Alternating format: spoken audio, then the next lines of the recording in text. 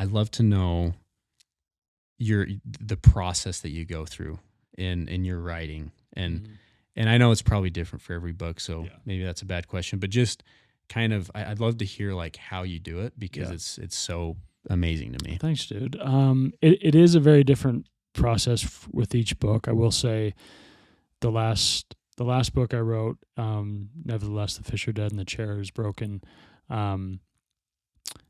that and the one I'm working on right now, both being works of fiction, they've been very similar processes. A lot of it is I get a character in my mind, and I can't get that character out of my mind, and I realize I need to structure a story behind this character, or I need to structure a world for this character.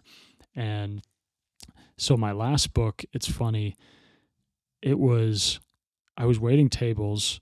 I'd been waiting tables for like 5 or 6 years, and I met this guy at one of my tables, and he was just kind of this big, jolly, kind of nerdy guy. He's probably like 45, 48 or something, and he was just sitting by himself and just as happy as a clam.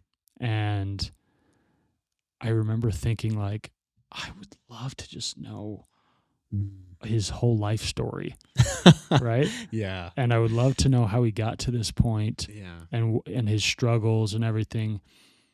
But, you know, I just had a quick little interaction with him, and for some reason he just stuck in my mind, and I was like, I want to write his story.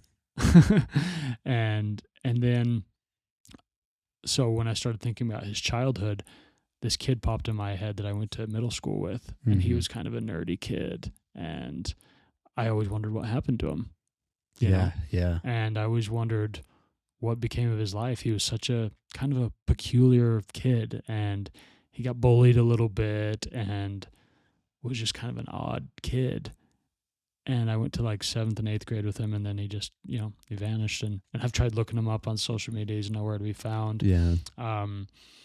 And so I made this character kind of a composite of the two, right? Where I was like, okay, this kid I went to middle school with, I'm going to kind of write about the next years of his life. And this random guy I met at a steakhouse, I'm going to kind of write what the years before I met him. Yeah. And kind of see what happens.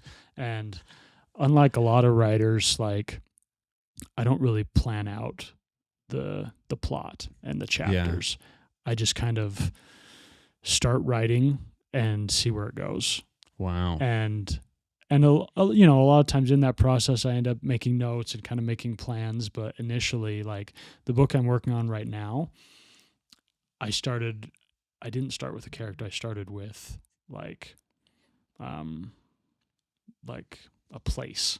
Like, I was visiting my sister in Texas, and you know me, I love to go to weird little small towns. And explore and just see new places. And I've been to 49 states, and I realized I'd never been to Oklahoma, and we were like 2 hours away. And I was like, was that number 50? That was that was a few years ago. It was like 44 or something. Yeah. But I was like, I'm never going to be this close to Oklahoma again. There's no reason for me to go to Oklahoma. I got to go now. Yeah. And I was with my family like for Christmas, and I was like, hey Dad, do you want to go to Oklahoma tomorrow? It's like, what for? I was like, see a tornado. I was like, yeah, there's a bunch of tornadoes there. And it was like the border town was just this tiny little town. There was nothing there. And so he's like, yeah.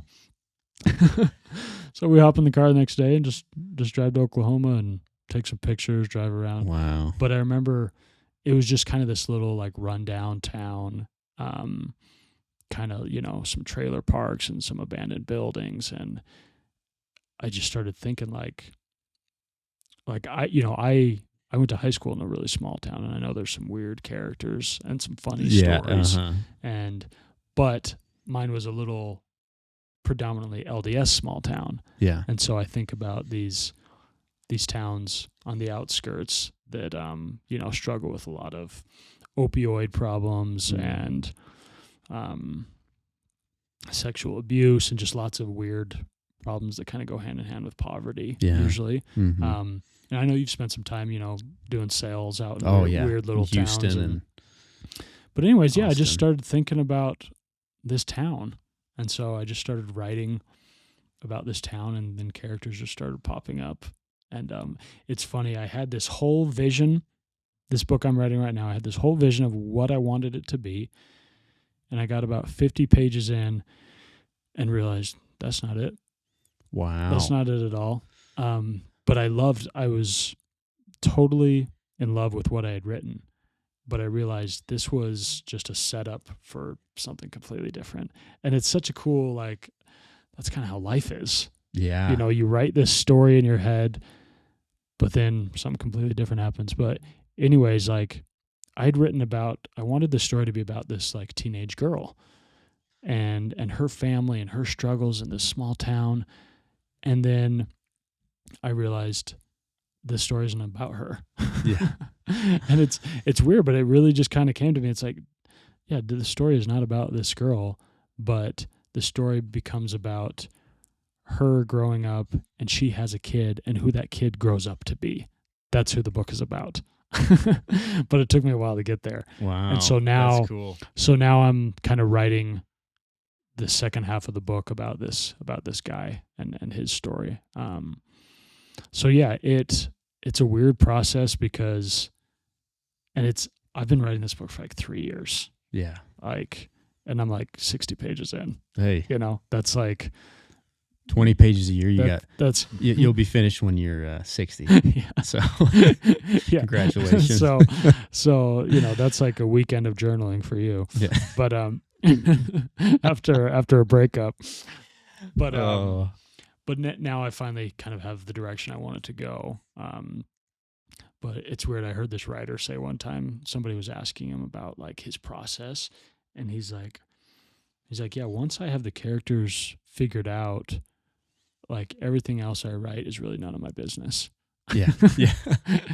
I thought it was such a funny way to put it. That's funny. But I kind of feel that way where it's I want to just let the story go where it goes. Yeah. And in a weird way, I kind of want to surrender my idea of what I want the narrative to be, and just kind of let the creativity flow. So instead of the end in mind, it's just inspiration through the novel. Yeah. And when you do it that way, I've had months and months where I haven't been writing because I'm just kind of thinking about it and kind of marinating on ideas. I would be faster if I just kind of outlined it, but totally. But I kind of like this way better. Yeah. Yeah. That's cool.